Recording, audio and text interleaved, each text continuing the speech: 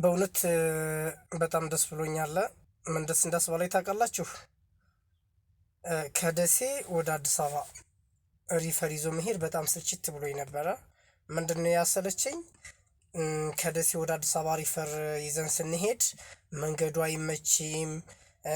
ከደሴ አዲስ አበባ ከደረስክ በኋላ ጳውሎስ፣ ጥቁር አንበሳ የተለያዩ ሆስፒታሎች ስንሄድ ተቀበሉን አንቀበልም፣ አልተደወለልንም፣ ላይዘን አልደወለም፣ ተደውሎላችኋል ትቀበሉናላችሁ፣ አንቀበላችሁም። በጣም ኃይለኛ ጦርነት ውስጥ ነበረ። ስፔሻሊ እኔ ከብዙ ሐኪሞች ጋር ተጣልቼ ነበርና የምመለሰው ደሴ የሕክምና ሴንተር በመሆኗ በጣም ደስ ብሎኛል።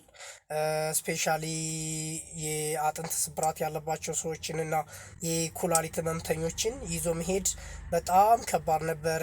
ትንሽ መንገዱ አይመችምና በተንቀሳቀስከው ቁጥር በቃ ጩኸቱ ምኑ በጣም አስቸጋሪ ነበርና ይሄ ነገር ዛሬ ደሴ የህክምና ማዕከል ሆና እየተቀረፈ ሁሉ ነገር እዚሁ በመሰጠቱ በጣም ደስ ብሎኛል።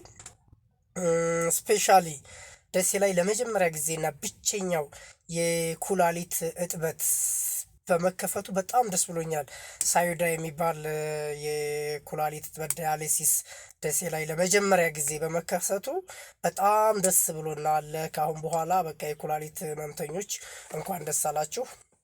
ወደ ሳይወዳ ጎራ እያላችሁ በቀላሉ ያው ችግራችሁ ተፈቶላችኋል ማለት ነው። እኛም ህመምተኛ ወስደን እዛ ጸብ ከተቀበል አትቀበል ኪደ በጣም ከባድ ችግር ነበረብን። እኛም ችግራችን ተቀርፎልናል። በጣም ደስ ብሎናል። እንኳን ደስ አላችሁ። ኮንግራጁሌሽን።